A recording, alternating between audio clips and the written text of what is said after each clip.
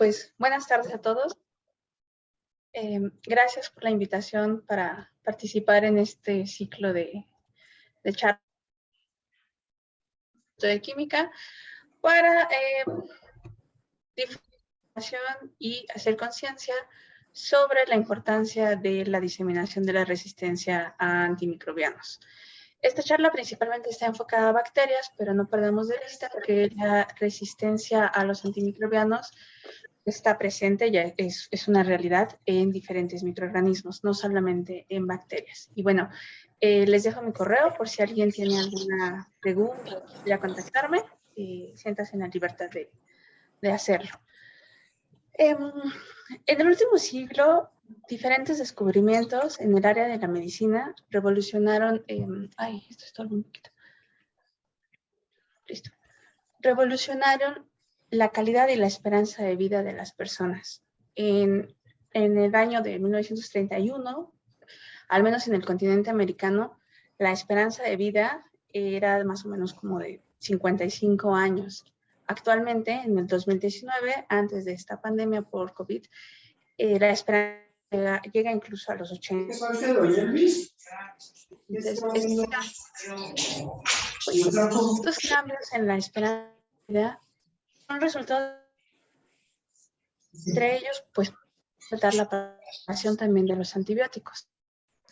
Hasta antes del descubrimiento y comercialización de los antibióticos, los tratamientos para las infecciones eran, pues, muy empíricos, ¿no? Había sangrías, también se podían tratar con infusiones con mercurio, incluso todavía en el año en los 1936, que es esta foto que les muestro, el tratamiento para los enfermos de tuberculosis era aire fresco y reposo. ¿Por qué? Porque no había un tratamiento para estas personas. Además, las infecciones, como el caso de la sífilis, si bien podían resolverse, en muchos casos dejaban secuelas grandes a las personas, incluso deformaciones. En estos años, antes del descubrimiento de los antibióticos, incluso un rasguño podría ser mortal porque conllevaba el riesgo de adquirir una bacteria, que se produjera una infección sistémica y la muerte de la persona si su sistema inmunológico no podía resolver la infección. Sin embargo, a raíz del descubrimiento y la comercialización de estos antibióticos, las cosas cambiaron. Pero bueno, hablemos sobre qué son los antibióticos y particularmente y específicamente los antimicrobianos. Todas estas son medicamentos que se utilizan para prevenir y tratar infecciones en humanos, animales e incluso plantas. Los antibióticos o antimicrobianos pueden tener diferentes estructuras químicas y diferentes blancos moleculares. Cuando se descubrió la penicilina, especialmente fue que surgió esta revolución en el uso de los antibióticos y comenzaron a usarse mucho este tipo de moléculas. De hecho, se llegaron a considerar como la bala mágica. ¿Por qué? Porque las infecciones que hasta antes de la penicilina eran mortales, dejaron de serlo. Entonces, y además, el uso de estos antibióticos parecía no generar efectos secundarios. La gente empezó a ingerirlos de manera indiscriminada, comenzaron a ser empleados para condiciones médicas que en realidad no requerían un antibiótico. Por ejemplo, enfermedades virales a las cuales se recetaban antibióticos, ¿no? Antibacterianos, que a la fecha es algo que sucede aún. También no había un control sobre la venta de estos antibióticos, como no sé si recuerdan, en México hasta hace algunos años todavía se podían vender libremente en el mostrador de las farmacias los antibióticos.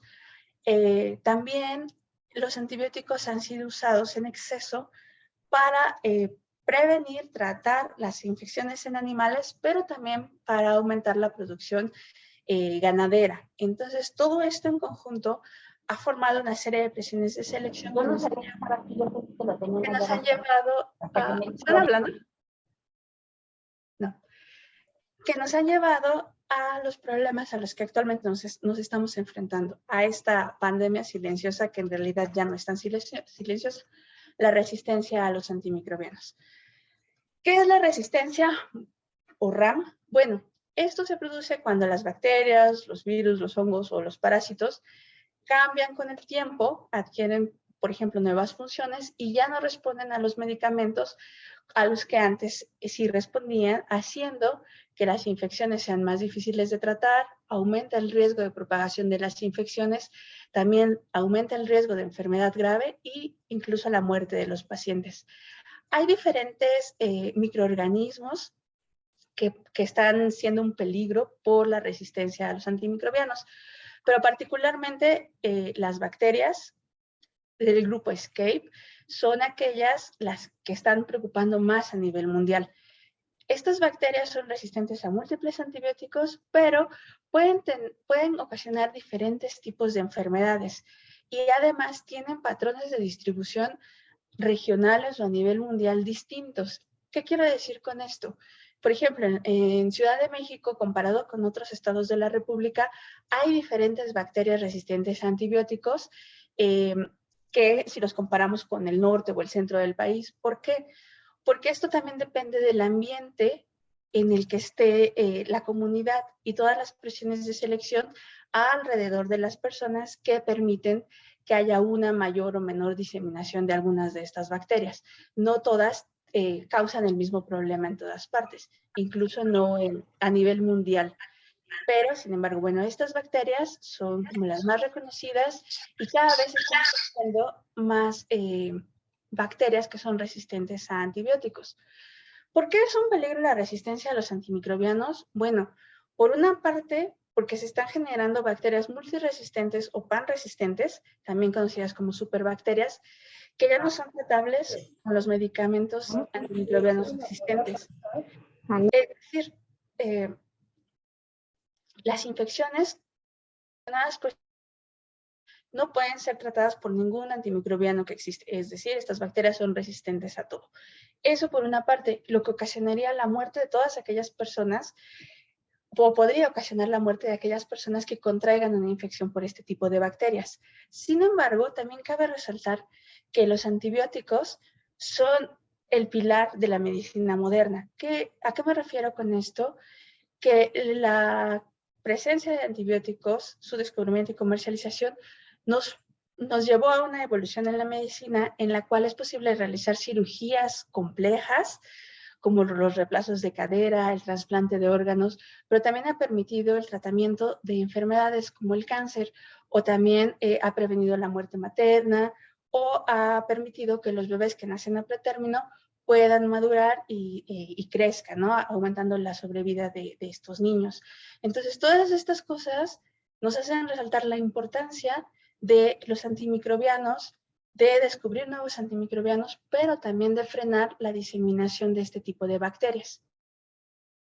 Entonces, la resistencia tienen diferentes, digamos, capacidades para tienen algo que se conoce como la resistencia intrínseca, pueden adquirir resistencia o pueden tener resistencia fenotípica. Sobre estos tres tipos de resistencias voy a hablar a lo largo de esta charla. La resistencia fenotípica la voy a dejar un poco hacia el final y la charla está un poco más centrada en la resistencia adquirida, en cómo las bacterias pueden estar compartiendo información que las lleva a estos estados de multiresistencia.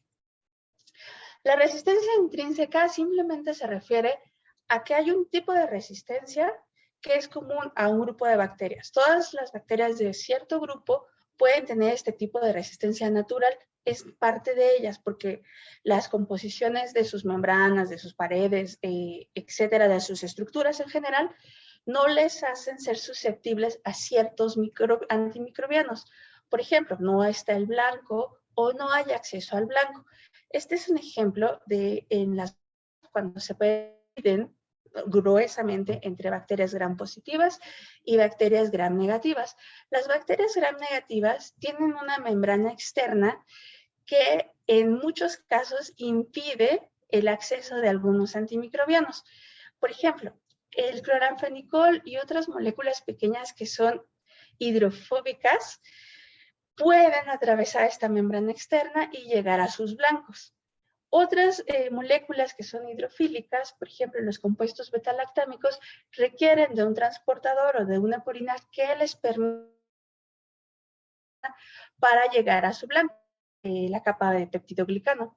Pero hay otras moléculas de la vancomicina que simplemente compuestos grandes, hidrofílicos, no pueden atravesar esta membrana y por tanto estas bacterias son naturalmente resistentes a este antibiótico.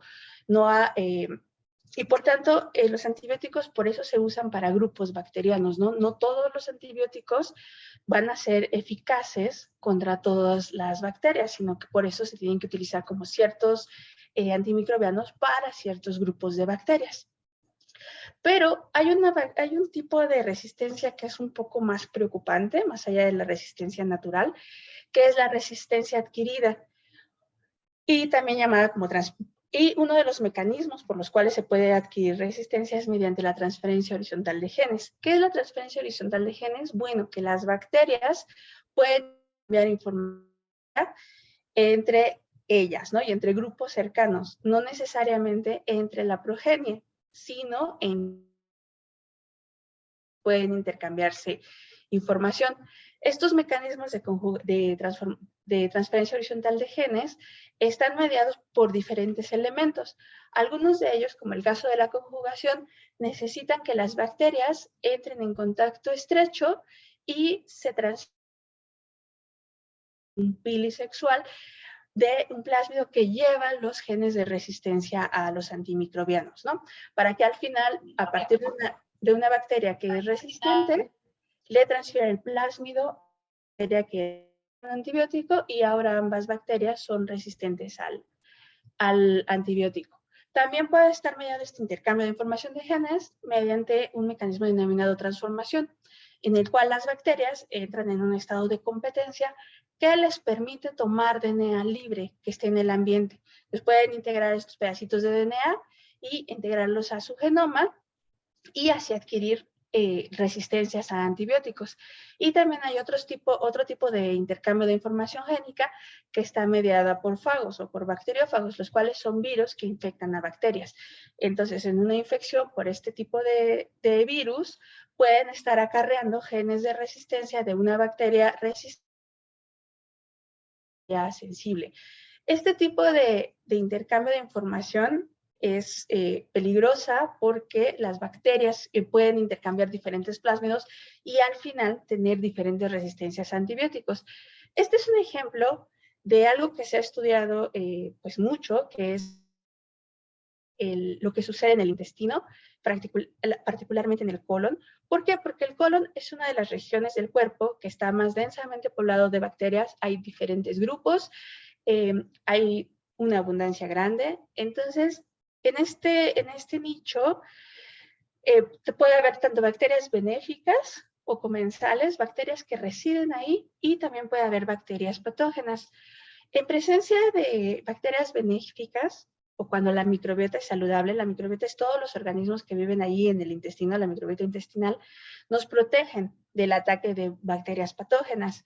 Pero si hay un desbalance o algo que altere esta microbiota, entonces quedamos más expuestos a sufrir infecciones y ataques por bacterias patógenas.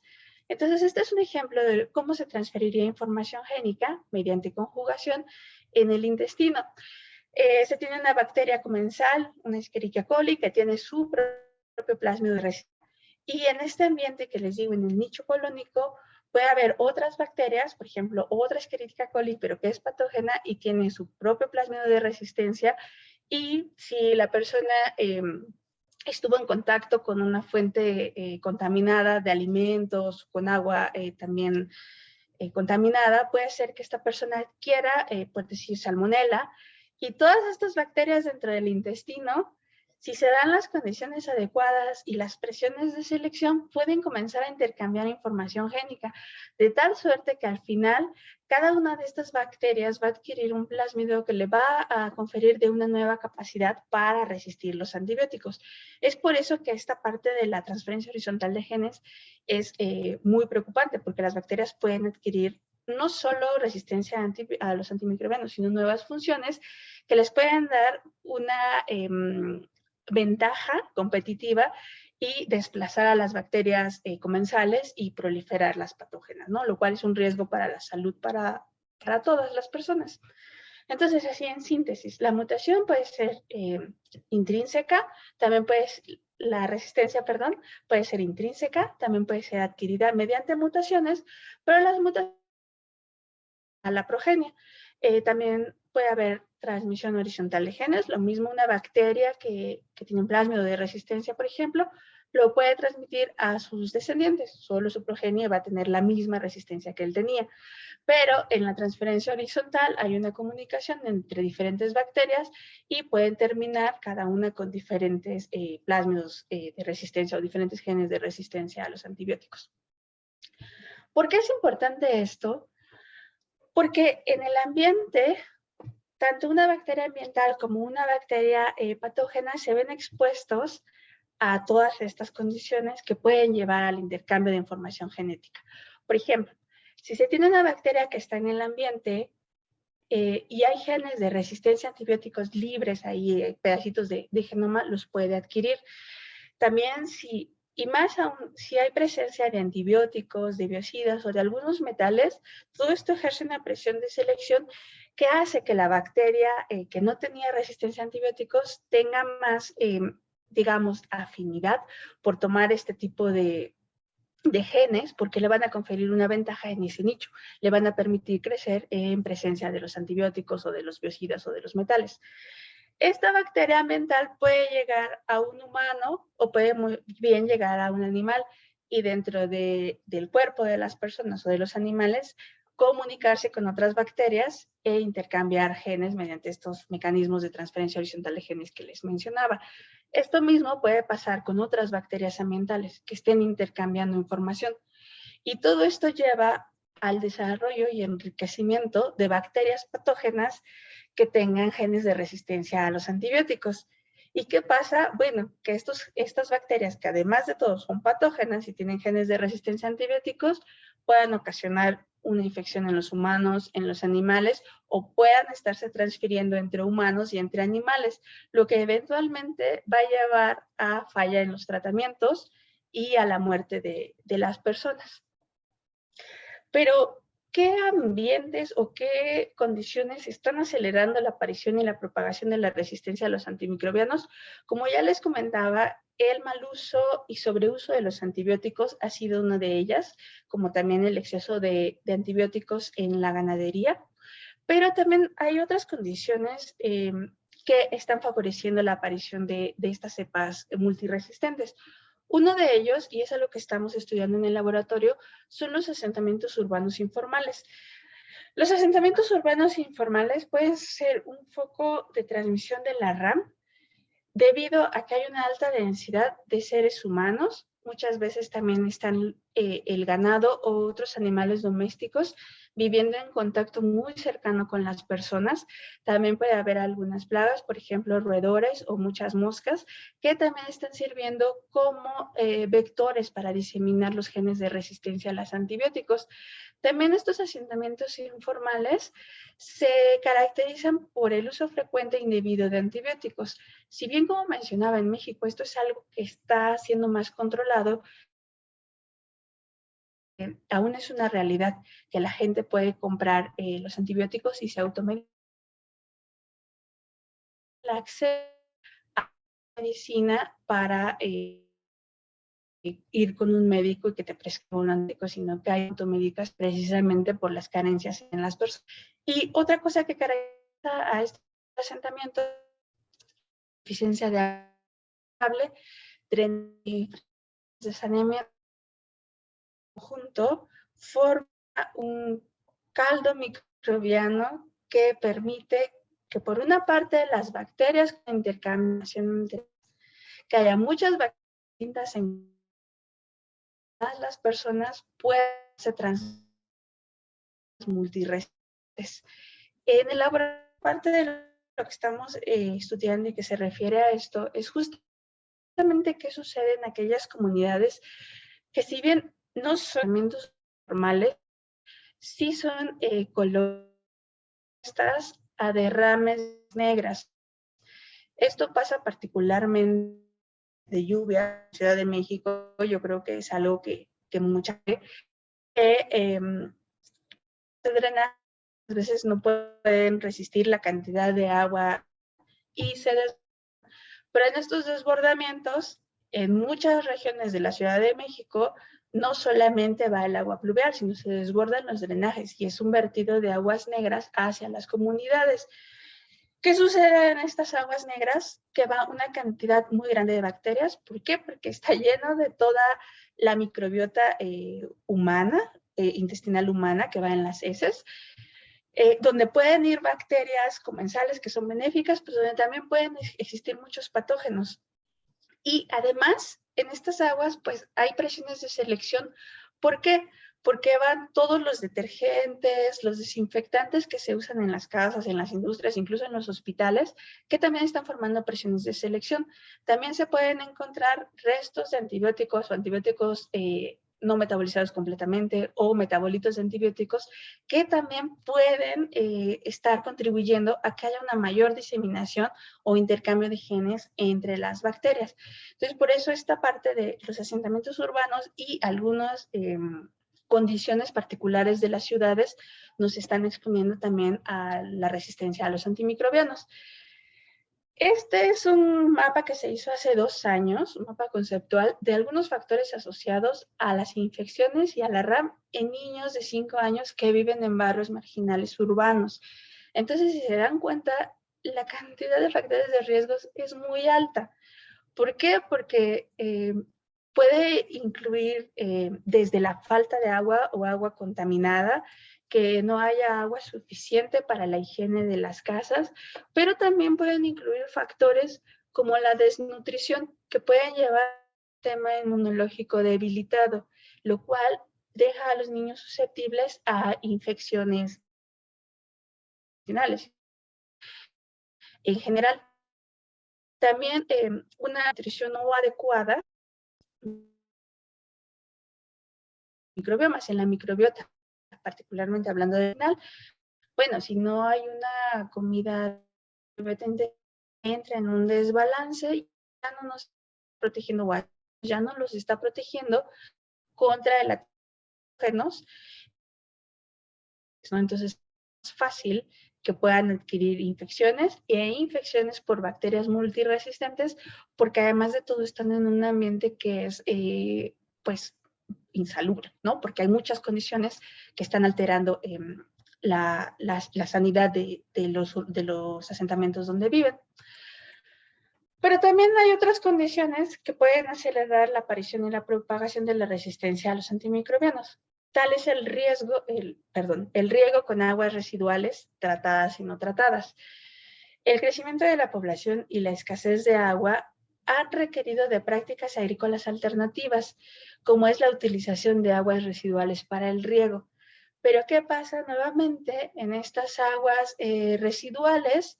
Pueden ir todavía una gran cantidad de bacterias que pueden estar en contacto estrecho, intercambiar genes de resistencia o bien cuando son liberadas al ambiente, intercambiar información con las bacterias ambientales de tal forma que, bueno, eventualmente estos genes de resistencia pueden llegar a un patógeno humano, generando la emergencia de la aparición de bacterias resistentes a este tipo de antibióticos.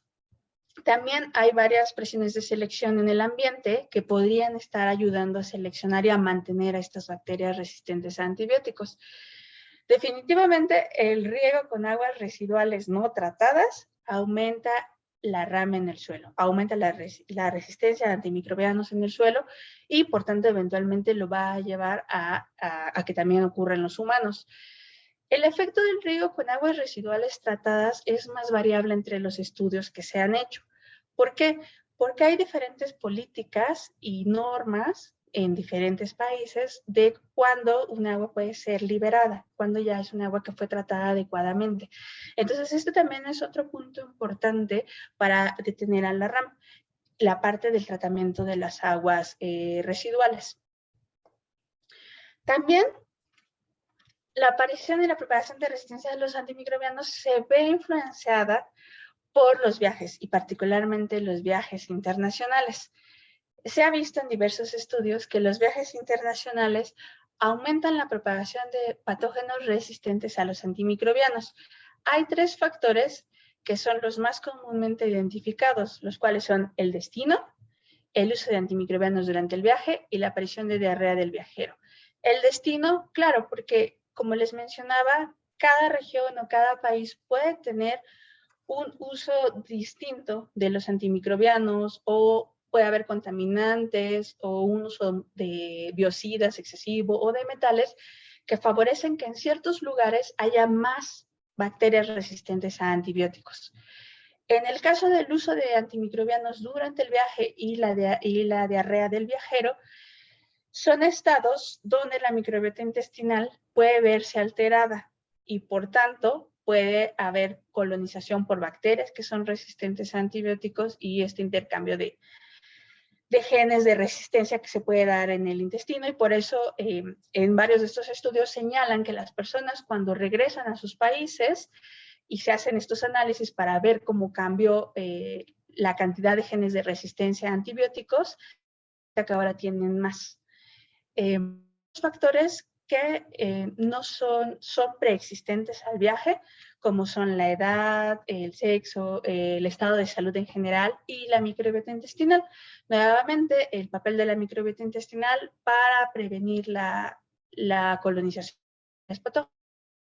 o para la adquisición de genes de resistencia a antibióticos es crítico. Y esto está en nuestro control, ¿cómo? Teniendo una alimentación saludable.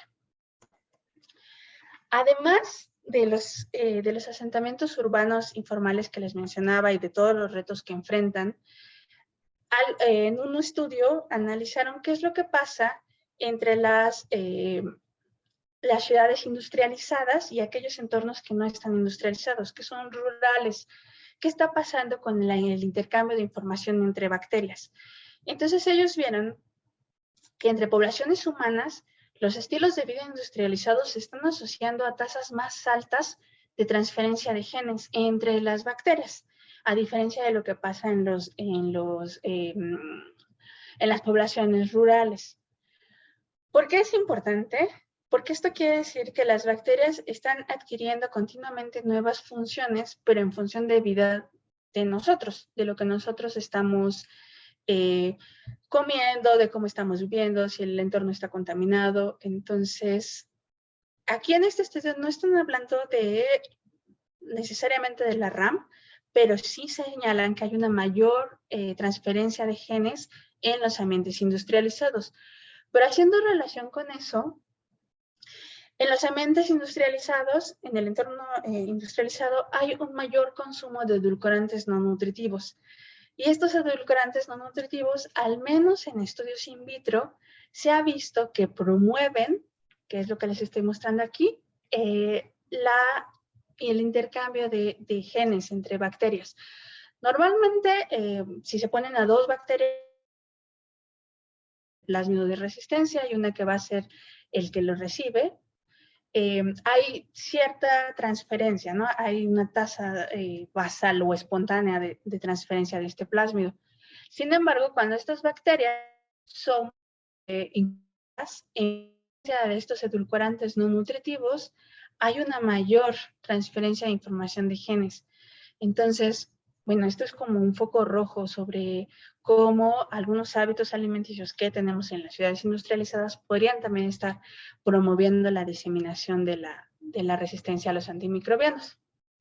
Y bueno, hablando sobre resistencia, ahora voy a volver un poco a lo que hablamos antes. Ya les hablé sobre la resistencia genética, que es aquella que se de forma vertical o que pega de forma horizontal, pero que al final una bacteria que es resistente y se enfrenta a diferentes antibióticos, como va transmitida en el ADN, bueno, al final todas las bacterias van a ser resistentes al antibiótico en cuestión, dando lugar a una comunidad de bacterias resistentes. Sin embargo, hay otro tipo de resistencia que es la resistencia fenotípica, la cual no implica un cambio en el ADN, es decir, esta bacteria, bueno, aquí está ejemplificada como persistente, tiene la misma información genética que sus hermanas, ¿no? Que el resto de las bacterias originales. Sin embargo, esta bacteria está en un estado metabólico que le permite sobrevivir a la exposición a antibióticos. Cuando el antibiótico se retira, bueno, las bacterias siguen siendo resistentes. Cambio de información genética, es un metabólico que puede cambiar en el tiempo, pero que también contribuye a la diseminación y la persistencia de la resistencia a los antimicrobianos. En el laboratorio particularmente nosotros también estamos estudiando la esporulación. La esporulación podría considerarse, sí, un estado de resistencia fenotípica a los antimicrobianos. Y no solo los antimicrobianos, a diferentes estresores ambientales. Algunas bacterias, no todas, tienen la capacidad de formar este tipo de estados de resistencia denominados endosporas. En presencia de condiciones adversas, que en muchos casos es una deficiencia en nutrientes, pero también puede ser la radiación UV, temperaturas excesivas o el uso de antimicrobianos, estas bacterias ponen en marcha un complejo mecanismo morfológico y de regulación transcripcional que da lugar a una estructura que es metabólicamente latente, es decir, es una estructura que está viva, pero está en un estado, digamos, como de sueño, está dormida. Las endosporas son estructuras de resistencia muy fuertes, están formadas por capas concéntricas de proteínas que les permiten sobrevivir condiciones adversas. Pero cuando estas esporas llegan a un nicho adecuado, donde hay nutrientes, donde la temperatura es la adecuada, despiertan y nuevamente dan lugar a células vegetativas que pueden proliferar. ¿Cuál es la preocupación? Que las bacterias esporuladas tienen mecanismos de transmisión un poco diferentes a las bacterias no esporuladas. Es decir, una bacteria que no es esporulada está sujeta a barreras espaciales y temporales que limitan su transmisión. Este tipo de bacterias que no forman estructuras de resistencia generalmente solo pueden transmitirse entre personas que informales, ¿no? Se están ahí transmitiendo porque el contacto es muy estrecho. Y sin embargo, entre más grande es la barrera de tiempo, es decir, si pasa una semana de que esa bacteria estuvo en una superficie, pues es probable que ya no pueda transmitirse hacia otra persona. Pero las bacterias que forman esporas no están limitadas por estas barreras ni de espacio ni de tiempo. ¿Por qué? Porque estas estructuras pueden permanecer mucho tiempo viables. Como les decía, entran en un estado de latencia, están dormidas, pero en presencia de un medio adecuado pueden despertar. Y estas bacterias sí pueden transmitirse entre personas que nunca tuvieron contacto cercano, pueden transmitirse incluso después de años de que estuvo el contacto inicial con la bacteria. Entonces, por un lado, estas bacterias son importantes porque permiten la transmisión de la microbiota saludable, pero también problema de salud pública y que están asociados también con la resistencia a los antimicrobianos. Tal es el caso de Clostridioides difficile. Clostridioides difficile es un patógeno intestinal que forma esporas. Hasta hace algunos años era una bacteria que se encontraba únicamente en el entorno hospitalario y causando enfermedad en ancianos o en personas con algún compromiso inmunológico. Actualmente hay un mayor de esta infección adquiridas en la comunidad y que además son resistentes a antibióticos. Entonces, esta es una bacteria bastante particular porque además de formar esporas, tiene plásmidos que le confieren resistencia a diferentes antibióticos. Bueno, en este caso es a metronidazol, que es la primera línea de batalla contra esta bacteria, pero ya hay diseminación de estos plásmidos. Entonces, algo que también es preocupante es si este plásmido de resistencia a metronidazol, Clostridioides lo está transmitiendo a otras bacterias que están en el intestino, otras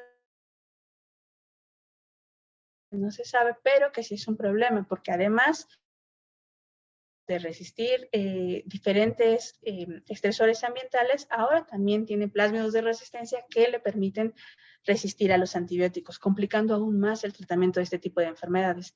Si de por sí las infecciones por patógenos esporulados son difíciles de tratar, ahora patógenos esporulados multiresistentes a antibióticos son aún más complicadas. El panorama se ve más complejo.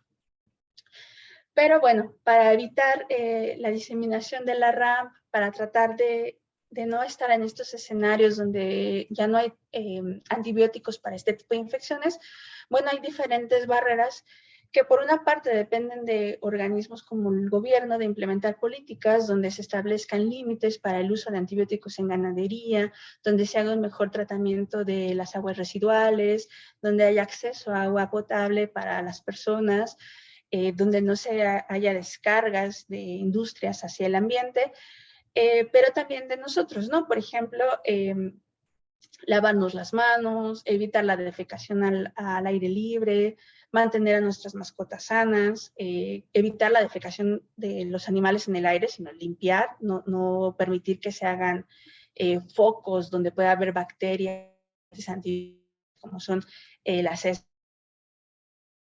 Son diferentes vías por las cuales también podríamos tratar de controlar la diseminación de la resistencia a los antimicrobianos.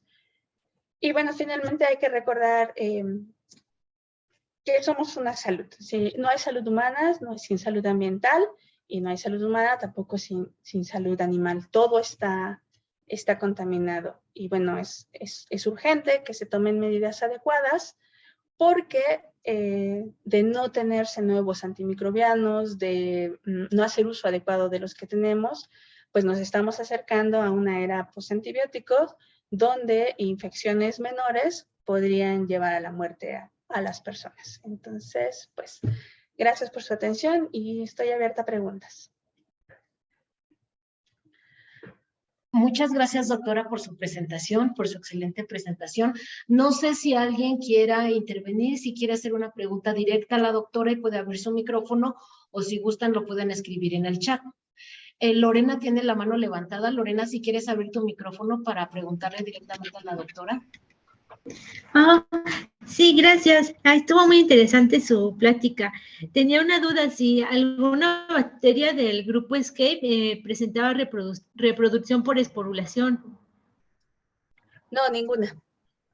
Ay, eso es una buena noticia porque son muy peligrosas. Estuve leyendo y sí.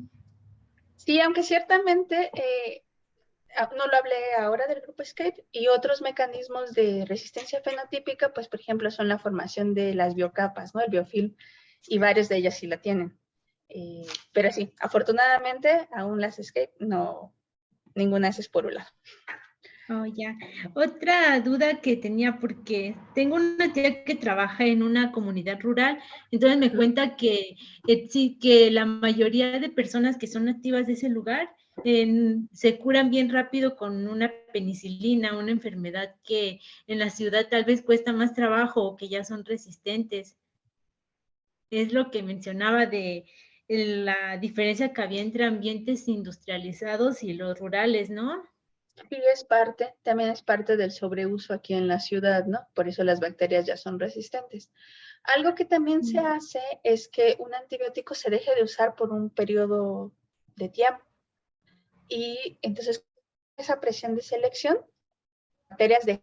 Es que algo que a lo mejor no mencioné es que tener estos genes de resistencia a antibióticos, particularmente si se tienen en plásmidos, es un gasto energético para las bacterias. Entonces, si no lo necesitan, lo pueden dejar ir. Pero si está constantemente ahí el estímulo, pues aunque les cueste trabajo hacerlo, lo van a mantener porque les permite vivir. Bueno, muchas gracias. Gracias. Gracias, Lorena. Si alguien más tiene alguna pregunta. Yo le quería preguntar, doctora, ¿cuáles son los tiempos adecuados para parar en la ingesta de antibióticos? ¿A los aproximados será un año, meses? No lo sé. La verdad es que eso sí dependería de qué tan, digamos, presentes están las bacterias que tienen esa resistencia. Ok. Tendría que hacerse un estudio para determinar cuánto tendríamos que parar para tomar determinados antibióticos. Sí, y hacer monitoreos, estar monitoreando, digamos, por ejemplo, una zona donde hubo una derrama de un antibiótico, estar monitoreando en qué tiempo se pierde la resistencia, por ejemplo. hacer este tipo de monitoreos ambientales, que también es algo que se está haciendo ahora con COVID, que es el monitoreo de las aguas residuales para ver si se está excretando, ¿no?, el patógeno u otras cosas. Ese tipo de estudios ayudan mucho. Ok, antes de que intervenga Rocío, le comento que hay una pregunta en el chat. Es Juan Carlos que quiere saber cuál es el manejo indicado para individuos o animales que tienen multiresistencia a antimicrobianos, antibióticos. ¿Cuál sería el siguiente paso? ¿A dónde? Además de terapia con fagos. ¿Cuál sería? Mira, por ejemplo, puedo poner el caso de Clostridioides difficile.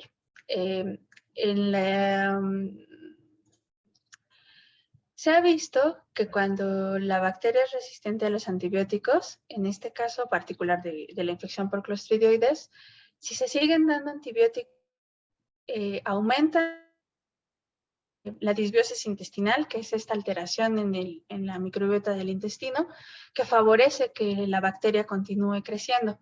Y además, si se siguen dando antibióticos, pues las bacterias se siguen haciendo resistentes. Entonces, en este caso particular, lo que ha funcionado muy bien es el trasplante fecal. ¿Qué es el trasplante fecal? Es tomar heces de donadores sanos, de personas que no están enfermas, que no tienen genes de resistencia a antimicrobianos, y transferirlas a este tipo de personas. Eso las cura. También el tratamiento con probióticos también puede ayudar a combatir este tipo de infecciones intestinales. Me estoy refiriendo a lo que pasaría con infecciones intestinales, que es el área que yo manejo. Pero sí, efectivamente, el trasplante fecal, pese a que tiene varios riesgos, es la última alternativa cuando una persona ya no responde a antibióticos y tiene una infección por Clostridioides. Se les hace un... Ok, muchas gracias. Le bajaron la mano. Alguien tenía la mano levantada, era Rocío Thompson. Creo que ahí está. Rocío, si quieres abrir tu micrófono. Gracias, buenas tardes. Ha sido una excelente oportunidad participar en este seminario. Felicidades a la doctora, una excelente ponencia. Y yo quiero hacer una pequeña aportación. Comentaban en una de las preguntas que usted generó, doctora, ¿cuándo saber cuándo dejar o en qué tiempo dejar de dar cierto antibiótico? En los hospitales, yo trabajo en un hospital, y en los hospitales se hace por parte del Departamento de Epidemiología la vigilancia epidemiológica. Entonces, mes con mes se entrega un reporte en un pequeño comité en donde se les informa a los médicos cómo están rotando los antibióticos, cuándo deben dejar de dar ampicilinas o etcétera, todos los nombres de los medicamentos que hay, cuáles están siendo resistentes, cuáles están siendo más sensibles, etcétera, etcétera. Sin embargo, ese trabajo muchas veces, como muchas otras cosas en el país, es como una tesis guardada en el anaquel, porque nadie la consulta y nadie se apega a esa información. Entonces, desafortunadamente, aunque sí hay un área hospitalaria en donde se genera ese tipo de información, los profesionales de la salud no siempre se apegan a ese conocimiento. Entonces, quizá este tipo de seminarios para hospitales sería muy valioso, ya que aún las campañas de el correcto lavado de manos, aunque se difunden y aunque están constantemente en latencia en los hospitales o en los servicios de salud, no tienen el impacto que debieran tener por falta de responsabilidad del propio personal. Muchas gracias. Muchas gracias. Muchas gracias por la información, por la aportación. Laura Aguilar pregunta, ¿en México existe el tratamiento por terapia de fagos? Yo desconozco.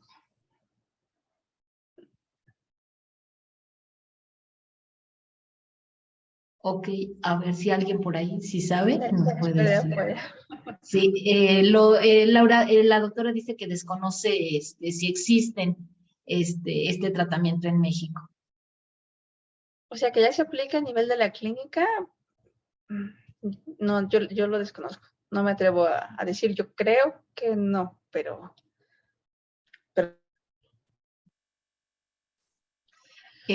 María Graciela Molina levantó la mano. María Graciela, si quieres intervenir. Sí, buenas tardes a todos de la FES Iztacala. Las alternativas que se acaban de mencionar, bueno, es la terapia con fagos o la terapia esta interesante del trasplante fecal. Ahorita hay muchas investigaciones buscando moléculas que puedan ser eficaces, ¿no?, en estos microorganismos multiresistentes. Y muchas de las investigaciones que se hacen pues son con productos naturales, ¿no? El uso de plantas, los mismos microorganismos, Pseudomonas fluorescens, etcétera, ¿no? Los propios lactobacilos. Pero, y cuando hacemos o se hacen ese tipo de investigaciones, mucho se justifica o se plantea estos mecanismos de esta multiresistencia, y entonces que por eso se está haciendo el trabajo, ¿no? O sea, se justifica el trabajo porque hay resistencia, y entonces el estudio que se está haciendo sobre la búsqueda de una molécula con efecto antimicrobiano, desde mi punto de vista, esa no sería como la suficiente digamos, justificación para hacerlo. Me gustaría escuchar su opinión, ¿no? Sí, al hacer este planteamiento de justificar una investigación buscando inhibir bacterias,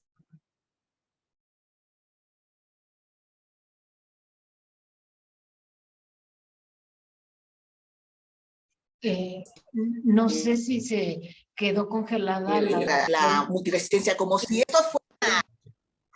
¿Sí me escuchan? Bueno, no escucho lo último. ¿Sí?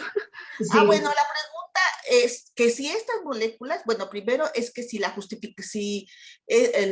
justificar el uso o de las investigaciones del uso de extractos de plantas o de otras por la multiresistencia. Y si estos sí van a ser capaces de reemplazar a los fármacos ya químicos, ¿no? O si nada más estamos soñando. No, bueno, yo creo que sí se justifica.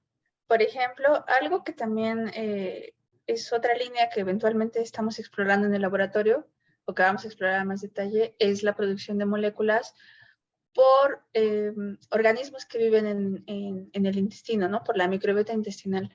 ¿Por qué es importante? Porque muchos de los péptidos antimicrobianos que producen este tipo de organismos no son de bacterias. ¿Y esto por qué es importante? Porque al no ser de amplio espectro, pues no están ayudando a diseminar o a hacer selección para las bacterias antibióticos.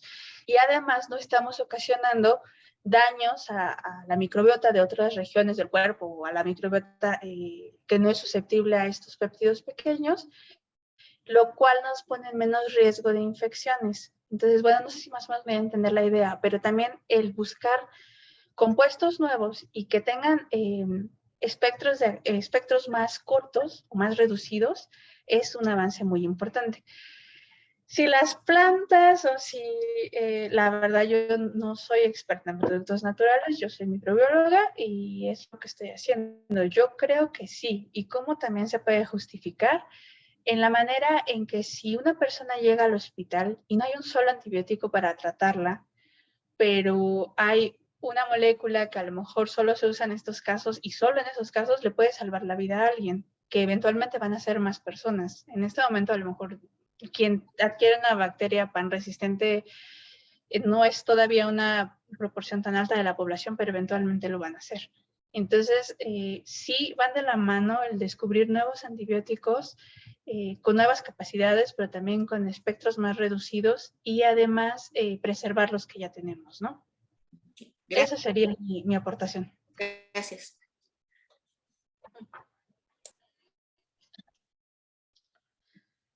Aquí en el chat se dio un diálogo. Preguntó Laura nuevamente si el tratamiento de trasplante fecal, si se realiza o dónde se realiza. Comentaron que el trasplante fecal y Rojo comenta que se realiza en Médica Sur.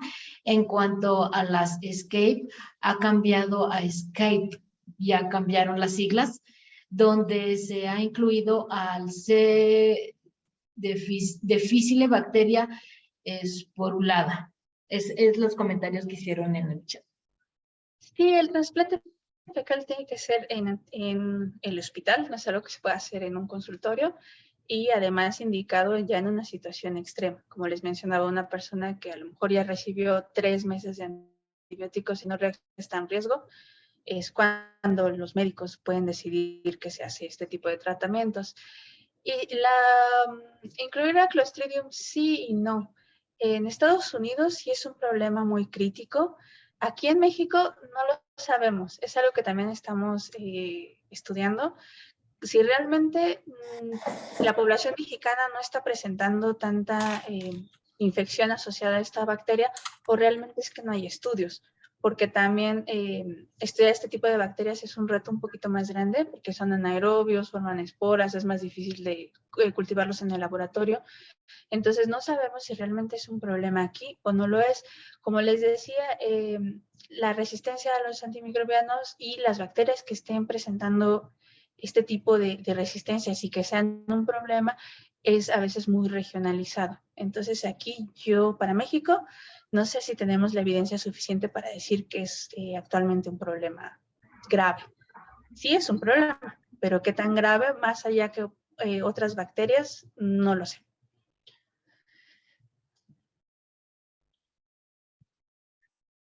¿Alguien más quiere hacer alguna aportación o alguna pregunta?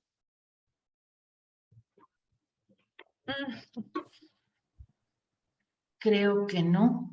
Aquí está. María Graciela Molina pregunta, ¿en animales se realiza trasplante fecal? Sí, sí se realizan. De hecho, por ejemplo, es un ejemplo en algo muy, muy específico, que son los cuyos, los conejillos de Indias. No hay probióticos para este tipo de animales y como son muy pequeños, un cuadro diarreico los puede llevar a la muerte. Entonces, la alternativa para tratar a estos animales, sí, efectivamente, es darles heces de un conejillo de Indias que está sano.